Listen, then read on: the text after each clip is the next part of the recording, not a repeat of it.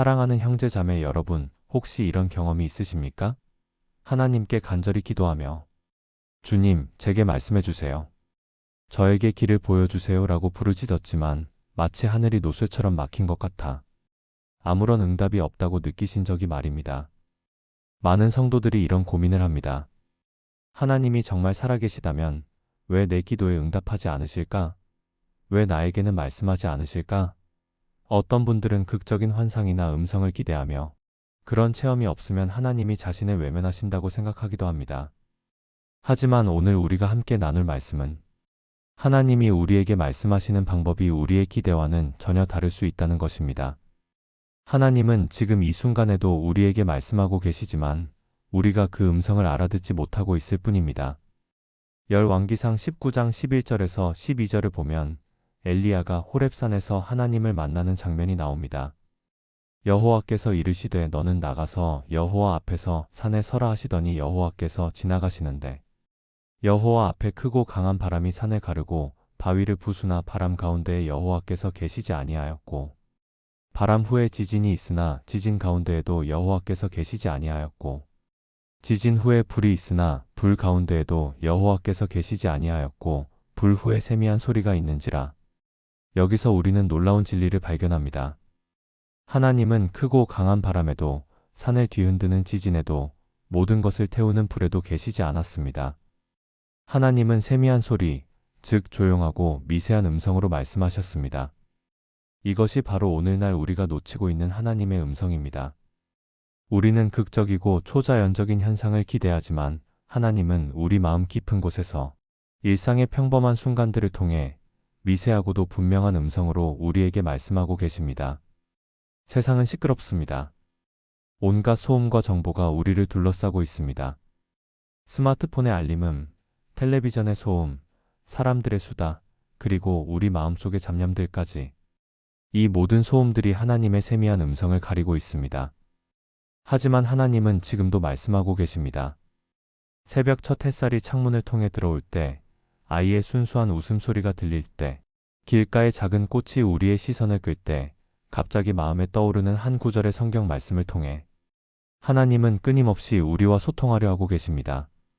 문제는 우리가 그 음성을 듣기 위해 마음을 준비하지 않는다는 것입니다. 우리는 너무 바쁘게 살아가고 있습니다. 조용히 앉아서 하나님의 음성에 귀를 기울일 시간을 만들지 못하고 있습니다. 하나님이 우리를 부르시는 가장 흔한 방법 중 하나는 일상의 평범한 순간들을 통해서입니다. 모세는 시내산에서 떨기나무가 타면서도 소모되지 않는 신비한 현상을 보았습니다. 출애굽기 3장 2절에서 3절에 따르면 여호와의 사자가 떨기나무 불꽃 가운데서 그에게 나타나시니라. 그가 보니 떨기나무에 불이 붙었으나 사라지지 아니하는지라. 이에 모세가 이르되 내가 돌이켜 가서 이 큰 광경을 보리라. 떨기나무가 어찌하여 타지 아니하는고 하니라. 모세가 그 현상에 주의를 기울였을 때 하나님이 그에게 말씀하셨습니다. 만약 모세가 바쁘게 양을 치는 일에만 집중하고 그 떨기나무에 관심을 기울이지 않았다면 어땠을까요? 그는 하나님의 부르심을 놓쳤을지도 모릅니다. 우리의 일상도 마찬가지입니다. 하나님은 우리 주변에 평범해 보이는 상황들을 통해 우리에게 말씀하십니다. 어떤 때는 우연히 만난 사람의 한마디를 통해, 어떤 때는 책을 읽다가 마음에 와닿는 문장을 통해, 또 어떤 때는 자연의 아름다운 풍경을 바라보며 느끼는 감동을 통해 하나님이 우리에게 메시지를 주십니다. 며칠 전 한 성도님이 이런 이야기를 해주셨습니다. 직장에서 힘든 일이 계속되어 퇴사를 고민하고 있었는데 하나님께 간절히 기도했지만 뚜렷한 응답이 없다고 생각했답니다. 그런데 어느 날 지하철에서 우연히 본 광고 문구가 포기하지 마세요. 당신의 꿈은 이루어집니다 였는데 그 순간 마음 깊은 곳에서 하나님이 자신에게 조금 더 인내하라고 말씀하시는 것을 느꼈다고 합니다. 또 다른 분은 아이와 관계가 어려워 고민이 많았는데 산책을 하다가 우연히 본 길고양이가 새끼 고양이를 끈기 있게 돌보는 모습을 보며 자신도 더 인내하며 아이를 사랑해야 한다는 마음이 들었다고 합니다. 그분은 그 순간 하나님이 자연을 통해 자신에게 부모의 사랑에 대해 가르쳐 주신다고 느꼈답니다. 이처럼 하나님은 우리가 생각지도 못한 방법으로 우리에게 말씀하십니다. 중요한 것은 우리가 마음의 문을 열고 하나님이 어떤 방법으로든 우리에게 말씀하실 수 있다는 믿음을 갖는 것입니다. 시편 32편 8절에서 하나님은 이렇게 약속하십니다. 내가 너의 갈 길을 가르쳐 보이고 너를 주목하여 훈계하리로다. 하나님은 우리의 갈 길을 가르쳐 주시겠다고 약속하셨습니다. 그런데 그 가르침이 항상 우리가 기대하는 방식으로 오는 것은 아닙니다. 어떤 때는 성경 말씀을 읽다가 갑자기 한 구절이 마음에 강하게 와닿을 때가 있습니다. 어떤 때는 기도하다가 평안한 마음이 들면서 어떤 결정에 대한 확신이 생길 때가 있습니다. 또 어떤 때는 주변 사람들의 조언을 통해 하나님의 뜻을 깨달을 때도 있습니다. 하나님의 음성은 다양한 방법으로 우리에게 다가옵니다. 중요한 것은 우리가 그 음성을 분별할 수 있는 영적인 귀를 갖는 것입니다. 때로는 하나님의 가장 깊은 음성이 완전한 침묵 속에서 들립니다. 이것은 참으로 역설적인 이야기입니다. 소리가 없는데 어떻게 음성을 들을 수 있을까요? 하박국 2장 1절에서 선지자는 이렇게 말합니다. 내가 내 파수하는 곳에 서며 성로에 서리라. 그가 내게 무엇이라 말씀하시는지 기다리고 바라보며 나의 질문에 대하여 어떻게 대답하시는지 보리라. 하박국은 하나님의 음성을 듣기 위해 조용한 곳에 서서 기다렸습니다. 그는 능동적으로 하나님의 음성을 기다리고 바라보았습니다. 현대인들에게 가장 어려운 것 중 하나가 바로 이 기다림입니다. 우리는 즉석에서 모든 것이 해결되기를 원합니다. 빠른 답변, 빠른 해결책을 기대합니다. 하지만 하나님의 음성은 종종 기다림의 시간을 통해 들려옵니다. 어떤 성도님은 이런 간증을 해주셨습니다. 사업이 어려워져서 매일 새벽 기도를 하며 하나님께 도움을 구했는데 몇 달 동안 아무런 응답이 없다고 느꼈답니다. 그런데 어느 날 새벽 기도 시간에 아무 생각 없이 조용히 앉아 있는데 갑자기 마음에 평안이 찾아왔고 내가 너와 함께 한다는 음성 없는 음성을 들었다고 합니다. 그 순간부터 상황은 여전히 어려웠지만 마음의 두려움이 사라지고 확신이 생겼다고 합니다. 이것이 바로 침묵 속에서 들리는 하나님의 음성입니다. 하나님은 때로 우리의 모든 노력과 계획이 멈춰설 때, 우리가 완전히 고요해질 때 말씀하십니다. 시편 46편 10절에서 하나님은 이렇게 말씀하십니다. 너희는 가만히 있어 내가 하나님 됨을 알지어다. 내가 문나라 중에서 높임을 받으리라. 내가 세계 중에서 높임을 받으리라. 가만히 있어라는 말씀이 참으로 인상적입니다. 히브리어로 라파라는 단어인데 이는 손을 놓다, 힘을 빼다, 그만두다는 의미입니다. 즉, 우리의 모든 노력과 애씀을 잠시 멈추고 하나님이 하나님 되심을 인정하라는 뜻입니다. 우리는 너무 많은 것을 하려고 합니다. 문제를 해결하려고 동분서주하고 상황을 바꾸려고 온갖 방법을 다 써봅니다. 물론 노력하는 것이 잘못된 것은 아닙니다. 하지만 때로는 우리의 모든 노력을 내려놓고 조용히 하나님 앞에 서는 시간이 필요합니다. 그 고요한 시간에 우리는 하나님의 음성을 듣게 됩니다. 그것은 귀로 듣는 음성이 아니라 마음으로 느끼는 음성입니다. 평안함으로 오기도 하고 확신으로 오기도 하며 사랑의 감정으로 오기도 합니다. 마더 테레사는 이런 말을 했습니다. 침묵 속에서 하나님은 우리에게 말씀하시고 침묵 속에서 우리는 하나님의 음성을 듣는다. 침묵 속에서 우리의 영혼은 하나님을 찾고 하나님을 발견한다. 때로는 하나님이 우리를 부르시는 가장 강력한 방법이 고난을 통해서입니다. 이것은 우리가 가장 받아들이기 어려워하는 진리 중 하나입니다. 고난이 어떻게 하나님의 사랑의 표현이 될 수 있을까요? 욥기 33장 14절에서 16절까지 엘리후는 이렇게 말합니다. 하나님이 한 번 말씀하시고 다시 말씀하셔도 사람이 듣지 아니하나니 사람이 침상에서 잠들 때에나 깊이 잠들 때에 하나님이 꿈에 밤의 이상으로 사람의 귀를 여시고 교훈하시며 그 교만을 막으려 하심이니라. 하나님은 우리가 평상시에 듣지 않을 때 특별한 방법으로 우리의 귀를 여시고 교훈하신다고 말씀하십니다. 그 특별한 방법 중 하나가 바로 고난입니다. C.S. 루이스는 이런 유명한 말을 남겼습니다. 하나님은 우리의 욕망 속에서는 속삭이시고 우리의 양심 속에서는 말씀하시지만 우리의 고통 속에서는 외치신다. 고통은 귀먹은 세상을 깨우는 하나님의 확성기다. 한 성도님의 간증을 들어보겠습니다. 그분은 젊은 시절 성공만을 추구하며 살았습니다. 돈과 명예가 인생의 전부라고 생각했고 하나님은 일주일에 한 번 교회에서만 만나는 존재였습니다. 그런데 사업이 실패하고 건강까지 잃게 되면서 모든 것을 잃었습니다. 그때 처음으로 진정한 기도를 했다고 합니다. 병원 침대에 누워서 하나님께 울며 부르짖었을 때 하나님이 자신에게 말씀하시는 것을 느꼈답니다. 내가 내게 정말 필요한 것이 무엇인지 보여주고 싶었다. 너는 지금까지 내가 주는 선물만 원했지. 나 자신은 원하지 않았다. 그 순간 그분은 깨달았습니다. 하나님이 자신을 사랑하시기 때문에 잘못된 길로 가고 있는 자신의 고난을 통해 돌이켜주신 것임을 말입니다. 고난이 징벌이 아니라 사랑의 부르심이었던 것입니다. 물론 모든 고난이 하나님으로부터 오는 것은 아닙니다. 죄의 결과로 오는 고난도 있고 악한 세상에서 살면서 겪는 고난도 있습니다. 하지만 하나님은 어떤 고난이든지 우리에게 선한 목적으로 사용하십니다. 로마서 8장 28절에서 바울은 이렇게 말합니다. 우리가 알거니와 하나님을 사랑하는 자, 곧 그의 뜻대로 부르심을 입은 자들에게는 모든 것이 합력하여 선을 이루느니라. 모든 것에는 고난도 포함됩니다. 하나님은 우리에게 일어나는 모든 일, 심지어 고난까지도 사용하셔서 우리에게 선을 이루어 주십니다. 그 선이 무엇입니까? 우리를 하나님 형상으로 빚어가시는 것입니다.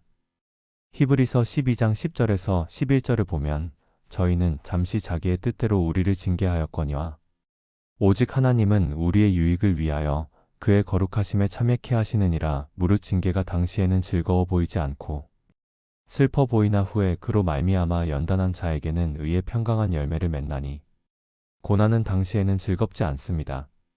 아프고 괴롭고 이해할 수 없습니다. 하지만 그 고난을 통해 하나님은 우리를 연단하시고 의의 평강한 열매를 맺게 하십니다.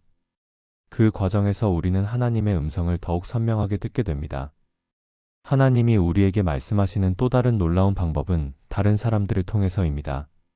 하나님은 때로 우리가 전혀 예상하지 못한 사람의 입을 통해 우리에게 필요한 메시지를 전해주십니다.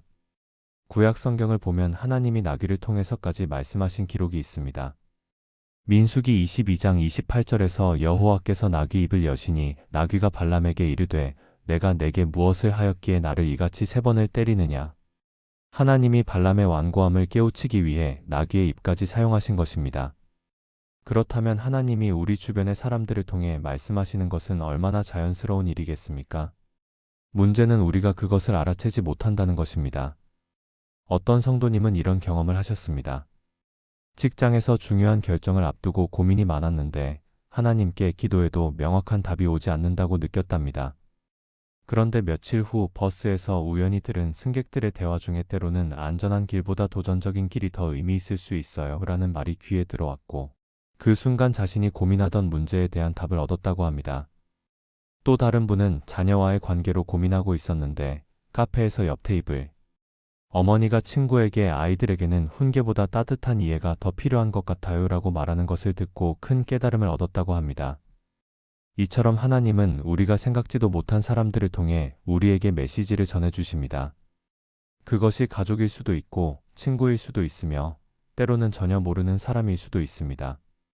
잠언 27장 17절에서는 철이 철을 날카롭게 하는 것 같이 사람이 그 친구의 얼굴을 날카롭게 하느니라고 말씀합니다. 하나님은 사람과의 관계를 통해 우리를 날카롭게 하시고 성숙하게 만드십니다.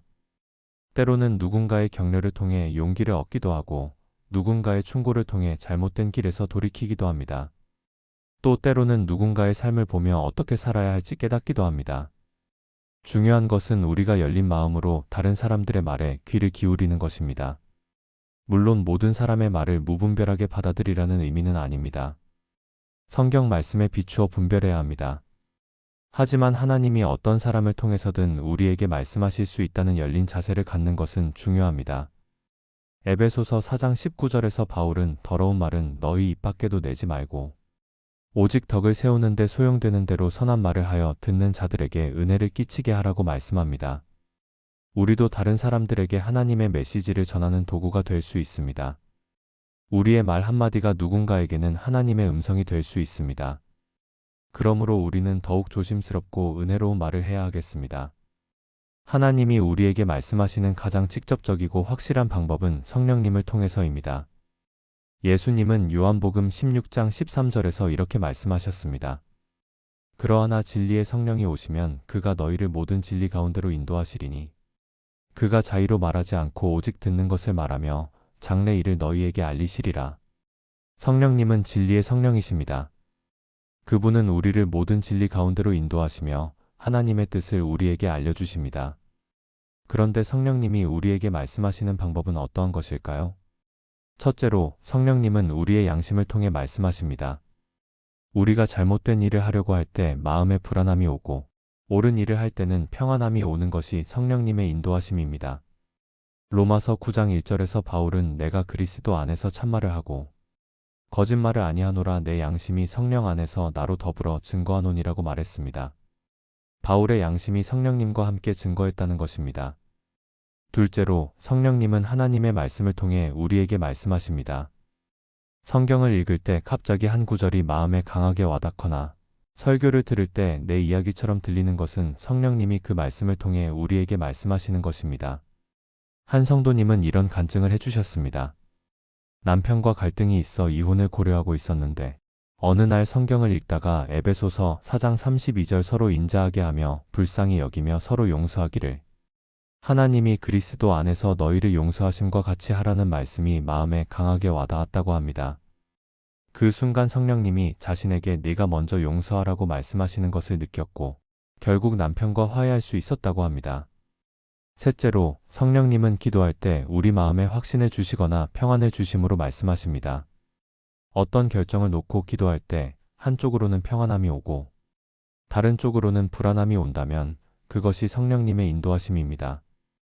골로새서 3장 15절에서는 그리스도의 평강이 너희 마음을 주장하게 하라고 말씀합니다. 그리스도의 평강이 우리 마음을 주장한다는 것은 성령님이 평안을 통해 우리를 인도하신다는 의미입니다. 넷째로, 성령님은 우리에게 지혜와 계시의 영을 주셔서 하나님의 뜻을 깨닫게 하십니다.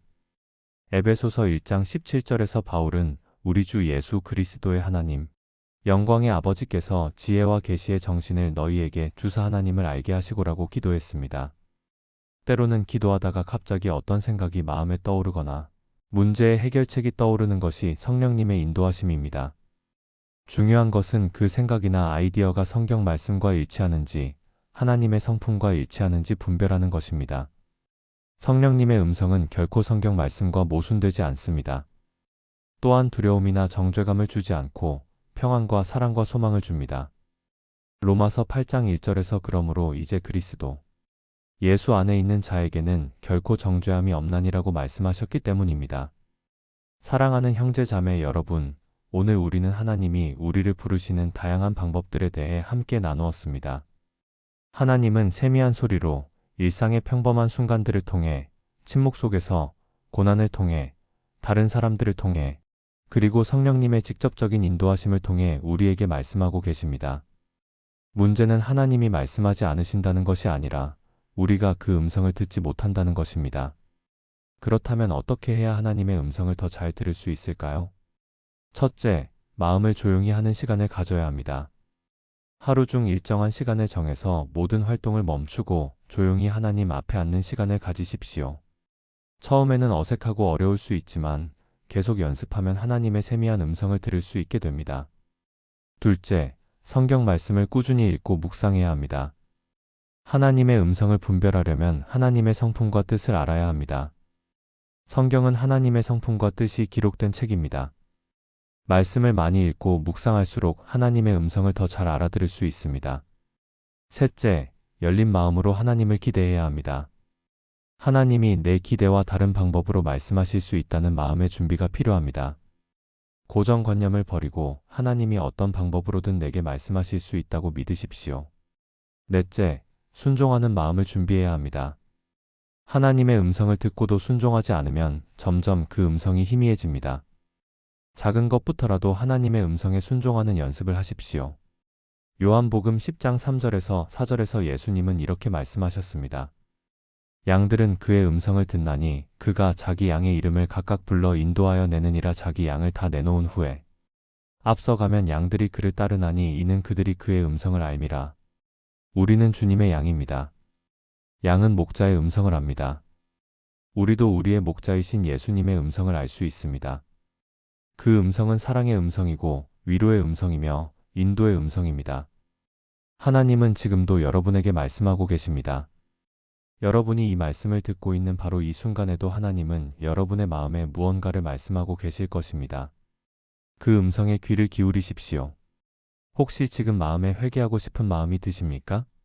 그것이 성령님의 음성입니다. 혹시 누군가를 용서하고 싶은 마음이 드십니까? 그것도 하나님의 음성입니다. 혹시 하나님께 더 가까이 나아가고 싶은 마음이 드십니까?